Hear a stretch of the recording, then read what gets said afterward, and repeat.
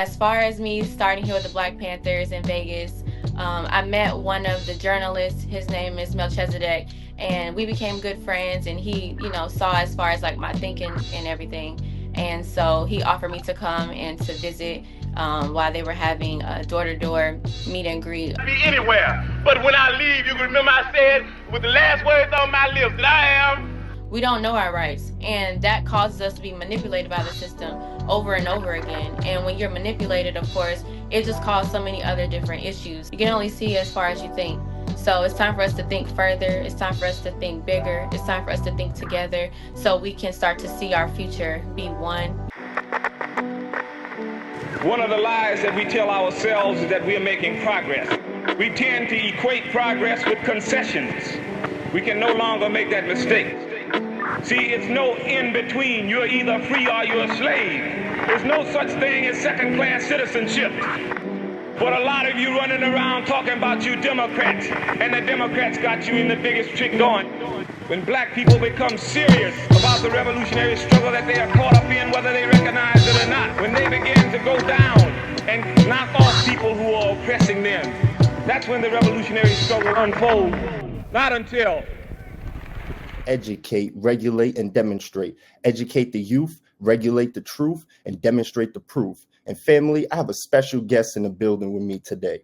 And just like I say, I'm trying to get across all the boards as it relates to people in the different areas of the Black people activity that Neely Fuller Jr. lays out. And my sister over here definitely represents the construct of the legal aid and the construct of real estate. And definitely, family, when we're looking at the dichotomy of us as a people, when we get our reparations, we're going to get that land, and we're going to need people like our sister Ayanna over here, and she's going to definitely set us up with something nice. So definitely this episode is definitely going to be talking about everything that deals with Black real estate, Black legal aid. So family, sit back, get ready to be educated. So my sister Ayanna, just briefly break it down, who you are, what you represent for the people real quick. Thank you, Haru. I really appreciate it. That introduction was so not unnoticed. I really appreciate it. As so much respect that I have for you and your father, Kamine. That was the reason why I even kind of got into real estate full-fledged. You guys helped me along the way as far as when I had my first spiritual awakenings. And it was just, what is more? There was the purpose. Why am I here? Yes. And so diving into that, my name is Ayanna. I go by Yanni. I started real estate not too long ago here in Vegas, as well as I was in school last year working under an attorney, an internship. And you always get that bigger question of why am I here? So it was very exciting to be a part of different cases. And as I'm looking around the courtroom, I'm looking around at different meetings, I don't see us. I don't see us as much. And the representation, what we're going to dive into, is something that I realized that it's an inner reflection that we needed to fix with ourselves. So I'm looking forward to having this conversation, getting to real estate, ownership, why representation is important, all the disparities, discrimination that we're still experiencing today. And it shouldn't go unnoticed, and nobody's here going to save us. So we have to save us. And it's always going to start at a spiritual platform. So I'm really looking forward to it. And thank you so much. I really respect you and your father and everything that you guys are doing in our economy as well as our people. Thank you, my sister. I appreciate you. That definitely goes a long way because, that's just what obviously that's what my father's lifelong mission has been, is to impact people and especially impact the youth, because we know the youth are the future. So I'm just following in the footsteps of my father and just putting out there, having a platform like the Power to the Panthers podcast to put forth the people, that are up and coming, that represent that revolutionary mindset. Because I believe that, with all the stuff we're seeing with politics, I'm just sick and tired of talking about Democrat and Republican. We have to start creating our own political party. We have to start aligning with people like yourself that are in the fields that we know are so very crucial to our advancement as a collective whole people. So I definitely, appreciate everything you're doing. And it definitely showcases that what my father has laid out and the work that I'm continuing working with him as well is definitely reaching the masses and getting to the impact that we want to see with the people. So now we can definitely, build businesses and, bring back all the concepts of the Black Wall Streets and every, facet of, flourishing Black, people and just everything that we know about that.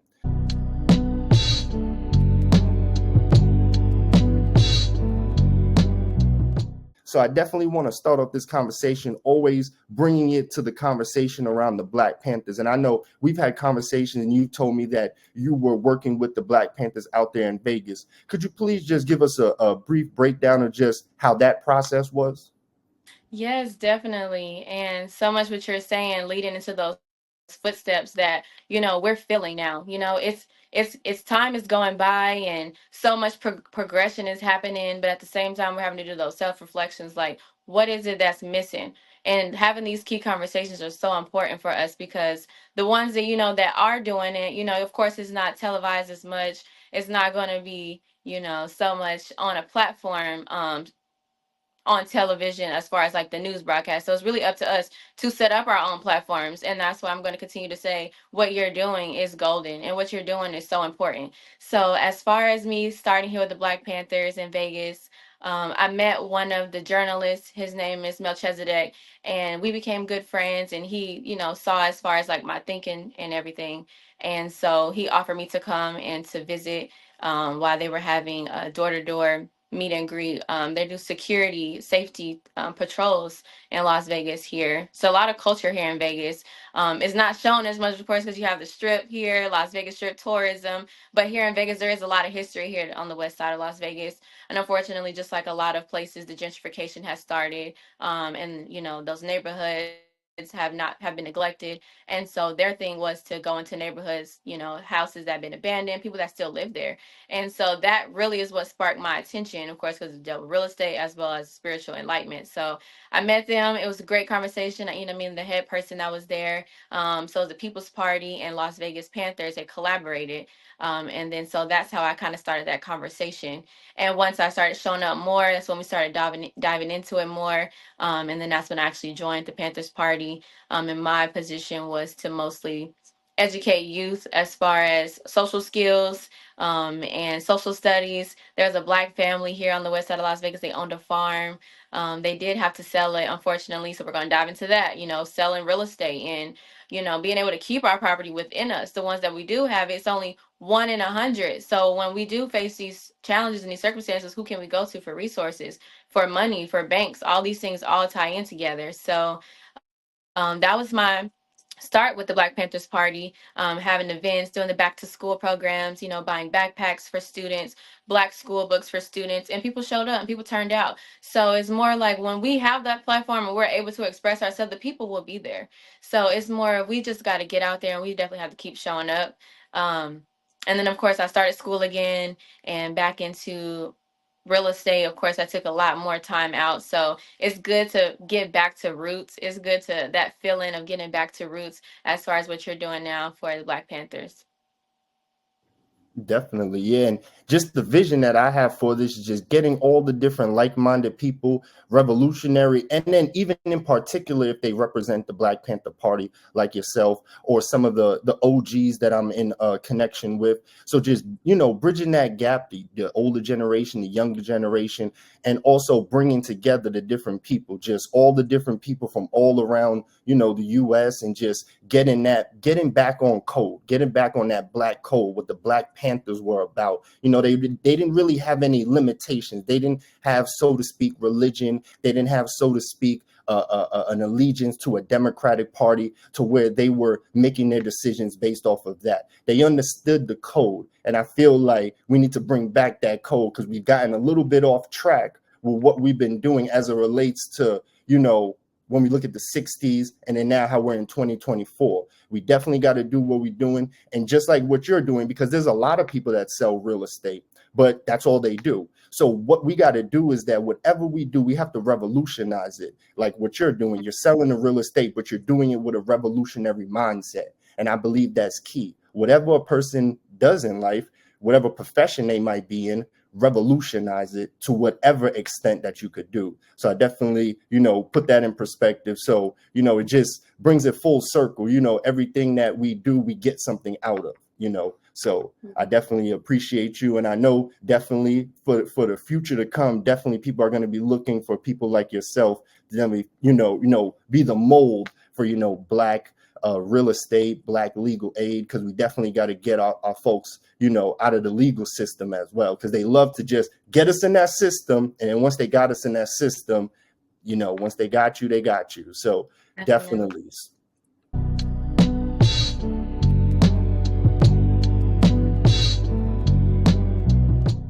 Yeah, so that definitely leads into the question that I have for you now. So how can knowledge of legal aid assist in the Black community? Definitely. This is so important. This is part of our life makeup that is, either making us powerful or making us less powerful in an everyday life, because the law is power, and that's something, of course, we can't ignore. It's nothing to take light to. We, like you just said, to your point, so many of us are caught up in this system without resources, without information, without knowledge of basic rights. We don't know our rights, and that causes us to be manipulated by the system over and over again. And when you're manipulated, of course, it just caused so many other different issues. So being able to know the law, know your rights, be able to call an attorney. A lot of people, if you ask them today, do you know an attorney? Most likely no. Most likely can't afford one also, because we're so busy in survival mode that we're not even able to think outside of thriving mode to be able to have these resources. So being able to know the law is so important for our livelihoods. The system is already going to give us so many obstacles, so many challenges that we face on a day-to-day basis. Even, just with me as a person that's in, you could say a career field or anything like that. If I get pulled over by the police, I'm just as concerned. I'm just as nervous. I'm just as what will happen next. So being able to know our rights, how to present ourselves, is definitely going to push us to ground zero. That's not even pushing us ahead, because we're so behind ground zero. And I'm sorry, I always say what I'm saying, so it kind of came out. Okay.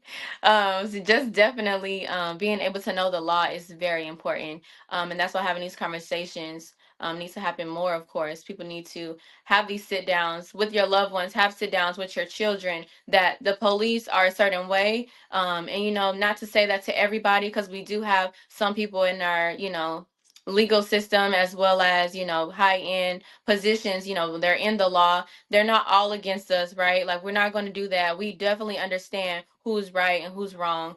But overall, we do understand, as a system in general, there's still many things that we face. And it is so important for us to know our basic, rights at the end of the day. And to that point, being able to have representation in the legal field. Of course, only about 1 to 2% of attorneys are Black women especially. So having that representation, and those women that are lawyers, those men that are lawyers, speak out more, because it's very understanding that when we get to a point, we feel like everybody is against us now, because we're at a higher stature, because we understand, the crabs in the bucket phrase and those things like that. They always try to put you back down. No, there are people that want to learn. There are people that want to know. They just don't know where to go. So those people that are in those fields, speak out more. You're very much appreciated. It shouldn't be a secret anymore. The ones that are thriving, doing well. I'm seeing so many more people in the legal field, attorneys, realtors, people that are very much in high value positions, keeping to themselves. And it's something to understand and kind of acknowledge also, like, why do you keep to yourself so much? So it's really important, when you do have the information, spread the word, give the information, because we need it. We're here to rescue ourselves. Nobody is coming to save us. So we have to get back together, have these town halls, have these meetings, have these conversations with each other, so we can get back, like you said, back on code. We got to get back on code. Most definitely, yeah, and definitely everything that you were saying. Just to add on, just coming together and becoming one. The unification. Like the community. When we look at community and you kind of break it down, the common unity that we have amongst one another. Instead of a lot of the young brothers on the corner. A lot of them might do stuff to harm other people, but if they really understood, like, we in the same predicament. If we helped each other out, we'd be able to get out of here quicker. Like right now, everybody, there's some groups that want to fight over what reparations should be or what it shouldn't be or who should it include. But at the end of the day, we don't have time to be arguing about that. We got to get on code, get the reparations. And then after we get the reparations, we could figure it out. You don't figure out how you're going to spend your money before you get a job. You get the job, accumulate the money, and then you make a plan. But you can't plan for something unless you have it. So everybody just mincing words back and forth over this. So just the getting back on code and getting back together and understanding that, there's power, there's strength in numbers. When we look at our history and when we look at all of the strengths that we see is when we were together, when we were working with one another. And a lot of the negative attributes come to when we were fighting, when we weren't working, and people saw that and they were able to infiltrate on us. And just as now we see a lot of the infiltration, and sometimes a lot of the times they even use people that look like us against us, because they know we ain't gonna go for the tricks that they've been trying to play on us. So it definitely goes, hand in hand when we're talking about, the concepts of legal aid.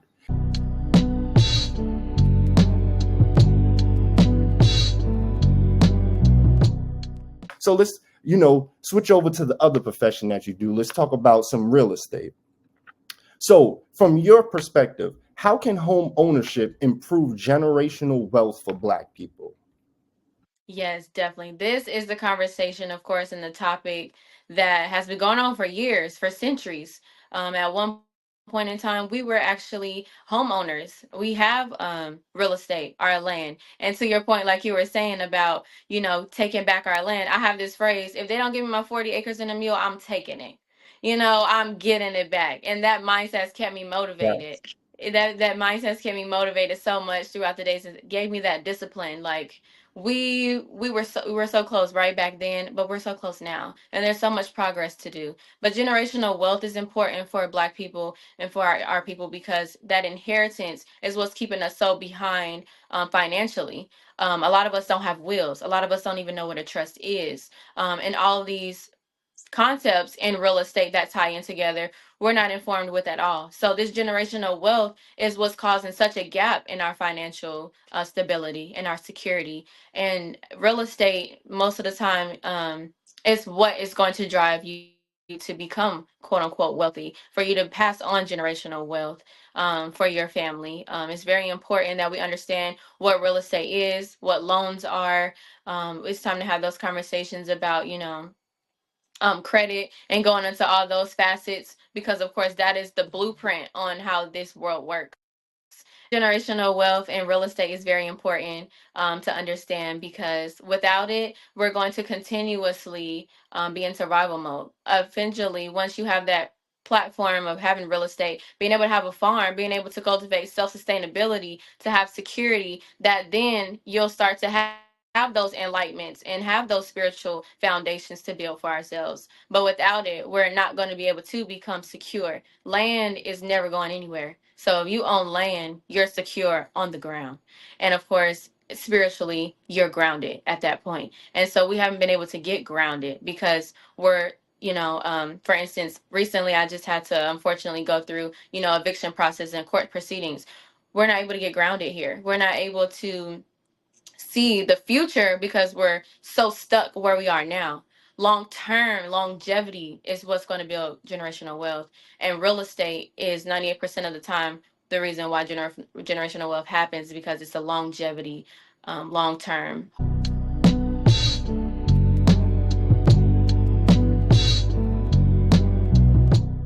In addition to the conversation about real estate, and to just some of the people out there, they might be interested in just thinking about a concept. When we talk about taking equity out of a home, when we look at, people, they'll take equity out when they want to get their child, put them in college. They might want to get them a home. They might want to, support their business. Can you talk a little bit more about how does the process of taking equity out of a home work? Yeah, so when you're able to have those liquidated assets and have those funds from your property, it adds that leverage point into real estate. And that's really what it is about, being able to leverage your money, being able to use your money in different ways. And the people that understand that concept are going to continuously do it because it makes total sense. But when you don't have that knowledge about, real estate in general, the basics 101, you will never be able to understand equity, be able to understand what it is to invest, be able to understand being able to have seller finance and different buyers, buyer brokerage agreements and things like that. So when you're able to have equity outside of your property, you're able to leverage yourself. You're able to leverage yourself and push yourself forward into a financial structure. Most definitely. So I definitely think that is exactly one of the, I think one of the top priorities that we need to really look into as it relates to just after we get that home ownership, then we're able to then take equity out of our homes and then start up businesses. We'll be able to, a lot of the things that we see other groups of people do, we see how they finesse the system. They're able to do certain things that get them ahead. We definitely have to start, taking advantage and seeing what's really going on and how people are finessing the system and things of that nature as it relates to, home ownership, because that's something you could leave down. That's tangible assets that you could leave down for your family, for your relatives, just in case you might not have any children, but something that we can still pass down to somebody in our generational family, so our wealth continues, our legacy continues, and we're starting to leave things instead of more so a debt and things that aren't going to benefit our people holistically. So I definitely, believe that putting all of that in perspective puts it to a realistic, way of about achieving those goals. So I definitely think that, that is definitely the way to go for the future. Home ownership is definitely when we're talking about real estate and legal aid, it definitely puts all of those things in definitely perspective. Definitely 100% on what you're going based off generational wealth and bringing it, passing down and into legacy. It's felt so important that we start to pass down our legacy. A lot of us reach to a point, of, let's just say, status, reach to a point of self-sustainability even. But without that legacy, it almost disappears. And so we need to make sure that we stay alive. They say legends don't die, they multiply. We need to bring back our legends. Every person has a genetic makeup in their selves that they are their own legend. And it's up to us to find that spiritual enlightenment, to get that stability, to get the structure, to build the foundation, to own a home ownership, debt free at that, debt free, and then passing that down on generation to generation. And that's when we'll start to see the real progress again.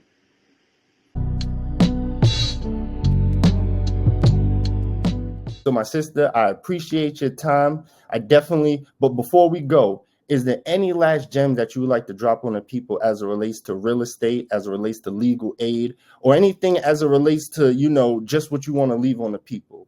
The floor is yours. Yeah, of course. So one of my favorite phrases in life is you can only see as far as you think. I say that as a motto. I say that as who I am as a person. I say that in going to my career goals, going into real estate, going into the legal field. You can only see as far as you think. So it's time for us to think further. It's time for us to think bigger. It's time for us to think together so we can start to see our future be one, unified, and progress into ourselves, to see ourselves at the highest potential that we have it within us.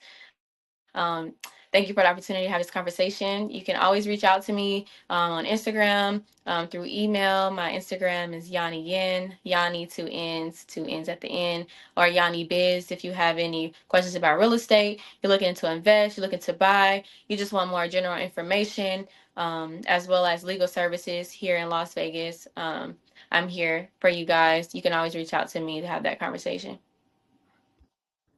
Excellent. Family, you heard it. If you have any questions, any concerns, any conversation that you want to have with my sister as it relates to the legal field, as it relates to real estate, please hit her up. This is what we do, family. We're coming together as a union. We're coming together united, and we're coming together and we're here to revolutionize. So family, I appreciate your time. My sister Ayanna, I appreciate your time once again, most definitely. And family, this has been another wonderful episode of Power to the Panthers podcast. So like we usually do at this time, family, Huey, take us away. We've always wanted to represent the will of the people. They're not interested in socialism at this time because they believe that they can get their just desserts in this capitalist system. When the people democratically want to change in system to a socialist system, then the party will be the first to have solidarity. Thanks for watching. This episode of Power to the Panthers podcast has been brought to you by Panther Prince Productions.